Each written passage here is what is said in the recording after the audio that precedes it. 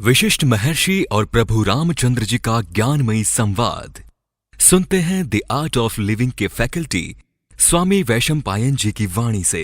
अगर आपने अभी तक इस चैनल को सब्सक्राइब नहीं किया है तो इसे जरूर सब्सक्राइब करें और सब्सक्राइब करने के बाद बेल आइकन को भी जरूर दबाएं। जय गुरुदेव।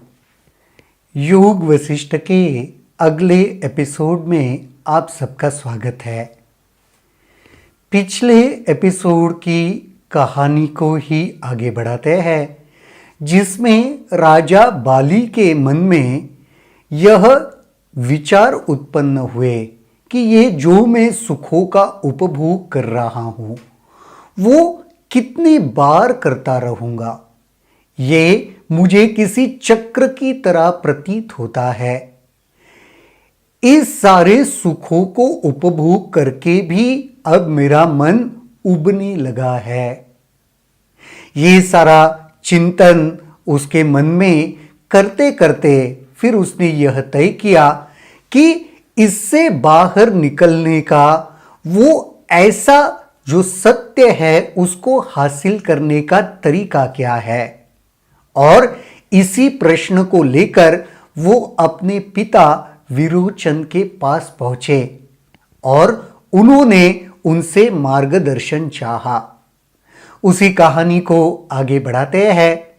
विरोचन ने बाली से कहा, मेरे पुत्र, इन तीनों लोकों को घेरे हुए एक बड़ा राज्य है। उसमें न झीलें है, न समुद्र है, न पहाड़ है, न वन है, न नदियां है, न पृथ्वी है, न आकाश है, न वहां हवाएं है, न चंद्रमा है, न देवता है, न राक्षस है, न स्वर्ग है, न शब्द है, न मैं हूं और न ही विष्णु आदि देवता है। वहां केवल एक और वह है परम प्रकाश। वह सर्वशक्तिमान है, सर्वव्यापी है, वह सब कुछ है। वह सदा मौन रहता है, लगता है कि वह अक्रिय है, कोई क्रिया नहीं करता। उससे प्रेरणा प्राप्त कर उसका मंत्री सब काम करता है। जो नहीं होता उसे वह लाता है और जो होता है उसमें परिवर्तन करता है। यह मंत्री किसी वस्तु का भोग नहीं कर सकता, वह जानता भी कुछ नहीं, पर अज्ञानी होने पर भी अपने स्वामी के लिए सब कुछ करता है। राजा एकांत में ही रहता है और शांति में स्थित रहता है। यह सारा विश्लेषण सुन के हमारे भी मन में यह उत्सुकता उत्पन्न हुई है कि विरोचन किसके बारे में बात कर रहा है। और मुझे लगता है राजा बाली के भी मन में वही उत्सुकता दिखाई दे रही है। उस पर बाली ने यही प्रश्न पूछा, वह कौन सा जगत है? मनोदैहिक, मन और देह संबंधी व्याधियों से क्या रहित है? वह मंत्री कौन है? वह राजा कौन है? यह कथा आश्चर्यजनक है और पहले मैंने कभी सुनी भी नहीं है। कृपया इस संबंध में मुझे विस्तार से बतलाए।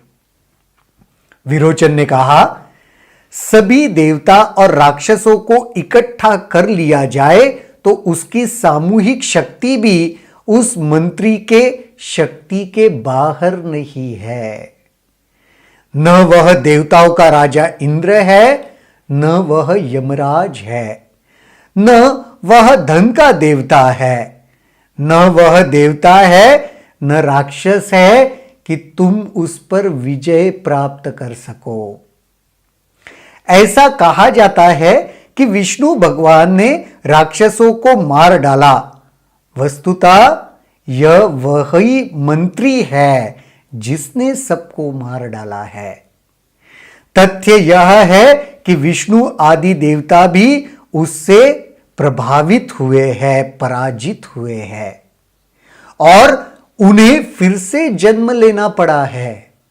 विष्णु आदि देवता भी उस मंत्री से पराजित हो चुके हैं और उनको दोबारा जन्म लेना पड़ा है।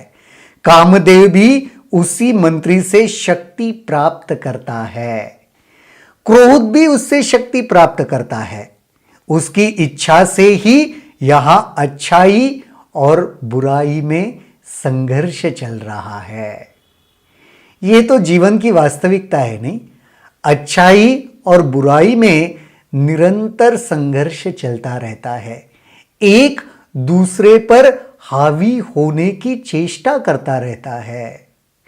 यह संघर्ष भी, अच्छाई और बुराई का संघर्ष भी उसकी वजह से, उसके आज्ञा से चल रहा है। यह मंत्री केवल अपने मालिक से पराजित होता है, सिर्फ अपने राजा से, किसी और से नहीं। इस मंत्री को कोई पराजित नहीं कर सकता। अगर होता है तो उसका मालिक या उसका जो राजा है वही उसे पराजित कर सकता है। समय आने पर राजा के मन में यह इच्छा उत्पन्न होती है कि यह मंत्री सहजता से पराजित हो सकता है। एक समय आने पर राजा के ही मन के विचार से वह पराजित होता है और वो भी सहजता से।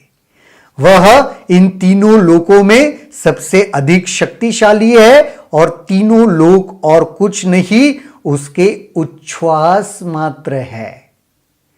तीनों लोकों में सबसे शक्तिशाली है। तीन लोकों की क्या औकात बताइए? उच्छ्वास मात्र। सांस छोड़ने के लिए कितना लगता है समय, या क्या शक्ति लगती है? उतना ये तीनों लोक मात्र है। तुम यदि इसे पराजित कर सको तभी तुम सच्चे नायक हो। जब तक यह मंत्री जागता है तो तीनों लोक प्रकट होते हैं। कमल भी तभी खिलता है जब सूर्य उदित होता है। जब वह विश्राम करता है तो तीनों लोग सो जाते हैं। तुम उसे तभी जीत सकते हो जब तुम्हारा मन एकाग्र हो तथा भ्रम और अज्ञान से रहित हो। उसे जीतना आसान नहीं है तब तक जब तक किसी भी प्रकार का भ्रम या अज्ञान हमारे भीतर शेष है। अगर तुम उसे जीत लेते हो तब तीनों लोकों और उनमें स्थित सभी चीजों को तुम जीत लोगे। उस एक को जीत लोगे तो तुम तीनों लोकों को जीत लोगे। तुम्हारे वश के बाहर कुछ नहीं होगा। उसे अगर नहीं जीत सके तो तुम कुछ भी जीत नहीं पाओगे। उसको जीतोगे सब कुछ जीत लोगे, उसे अगर जीत नहीं पाओगे तो कुछ भी जीत नहीं पाओगे। भले ही तुम सोच लो कि मैंने यह लोक जीत लिया है या वह लोक जीत लिया है, वास्तविकता में तुम कुछ नहीं जीत पाओगे। अतः मेरे पुत्र, पूर्णता और परमानंद प्राप्त करने के लिए अपनी पूरी शक्ति से और हर प्रकार से प्रयत्न करो। मार्ग में चाहे जो भी बाधाएं या कठिनाइयां आए, तुम उस मंत्री पर विजय प्राप्त करो।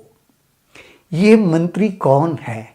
यह सारी कहानी किस सिलसिले में चल रही है?